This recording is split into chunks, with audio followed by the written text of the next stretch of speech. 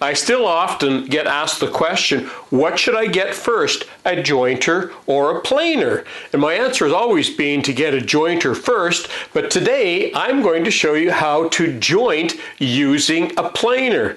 Hello everyone, Colin Canet here for Woodwork Web.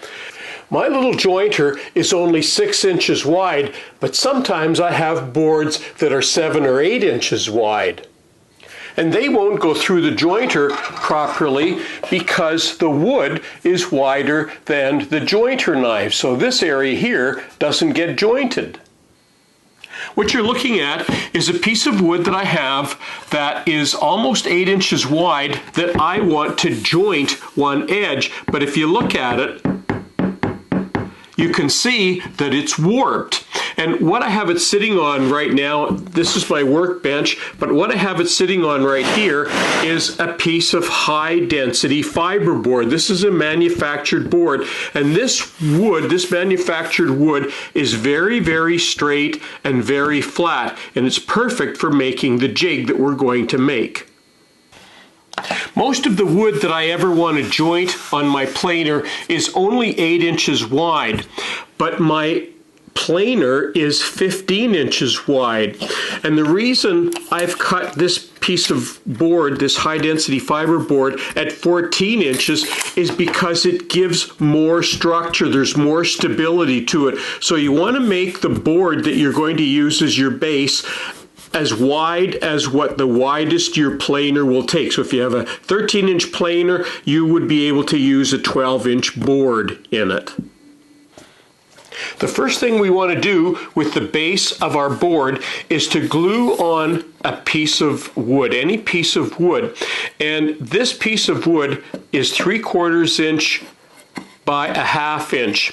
And I'm going to glue it with the 3/4 inch against the base. And the reason is, from time to time, I might be planing 3/4 inch wood, and I don't want the knives to nick this because I don't want to tear this off. So if I put it down like this, it will clear the planer knives, and it will still act as a very strong, when you glue this on here, it makes a very, very strong base. So when we come back, we'll have that all glued up.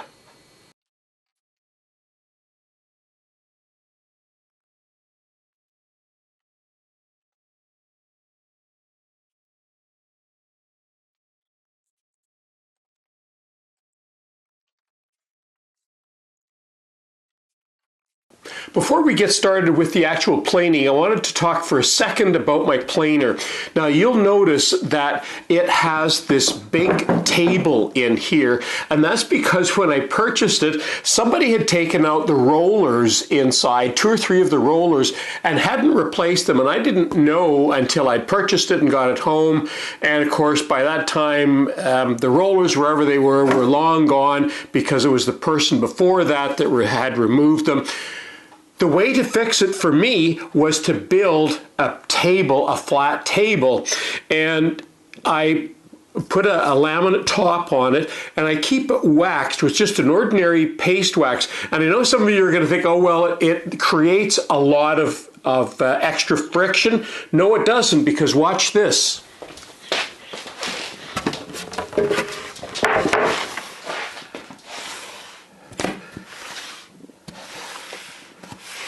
It slides, see how easy that slides through? So it really doesn't create an awful lot of extra friction. So when we run the wood through, it's going to be just as though there were rollers there. The reason we can't just take this board and run it through the planer is because the planer has parallel, the table is parallel and the rollers are parallel. So anything going through, if it's twisted, it will go in at the point where it hits the rollers. It will be even, but that means that on each end, and you can see the gap in there, it will come back out as uneven as it went in. It'll be planed, but it will still have the warp in it. And that's what we want to eliminate, because we want to glue these two ends together without cutting them down the middle. So what we need to do is, the way we solve that is by wedging a part of the wood so that when it goes through, it can't move in the planer, and it will just slide through and the planer will plane a part of it. Now, because it's going in, one area is going to be higher than the other. And what I like to do is to put the low end in first. In this case, I would prop up the last end, but you don't want this to get jammed in your planer. So you kind of want to push it through before you turn the planer on, just to make sure that it's just going to take off, in this case, a little bit on this end. And you'll have to run it through several times before it actually planes from end to end. The purpose of the wood at the end is so that it can't push the wood out. There's a lot of force on the planer, and the blades are cutting like this, so they're going to want to tend to push the wood out, but that's why we have the piece of wood on the back, is to stop that. But the other thing we use is an anti-skid pad. Any of you who have been watching my channel for a while will know I'm in love with this anti-skid material. It comes in so handy in the workshop for so many things, and in this case, I'm going to use it as on top of the deck of my planing jig, and it will help to keep my wood. What I used to do before I used this material was I would stick tape some pieces here so I would prevent the wood from moving. But now I don't even need to do that because this sticks on there just great, and all I need to do is wedge the back of it here. And in this case, I don't even need to put double-sided tape on here because it's not going to move. It's actually wedged right close to where the wood, or right at where the backer is on our jig. So we're basically ready to go right now. So we're just going to take a little bit off each time, and the first run we might not even take anything off, so we'll see how it goes.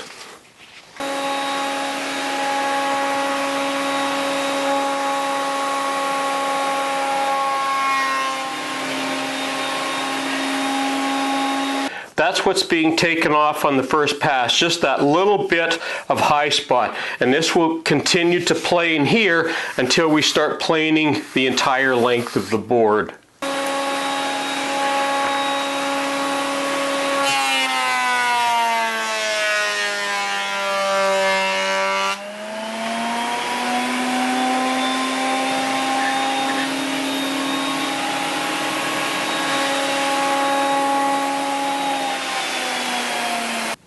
So there's my board, and I know that it's flat on this side because I can see plane marks all the way along from one end to the other. And if you look closely, you can see some saw marks on here, and there's planer marks on each side, so I know that it's planed the whole way. But if you look at it, it's still warped. But watch when we turn it over. There's no movement, and that's because it's flat. And now I can just go ahead and plane this board in a regular way I would plane, and I can feel right now that this is the high side here, so I can plane this board so that it will be flat and parallel from end to end.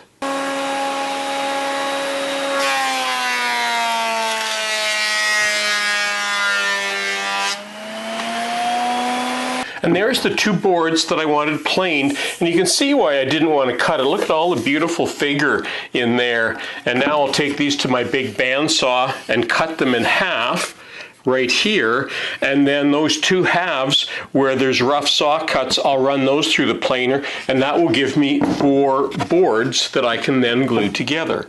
But that concludes my video on how to make a planer into a jointer, how to use your planer as a jointer with that little jig, and it works just great. Don't forget, we've got lots more videos coming your way, so stay tuned and subscribe if you haven't already done that. I'm Colin Canet for Woodwork Web. Thanks for watching.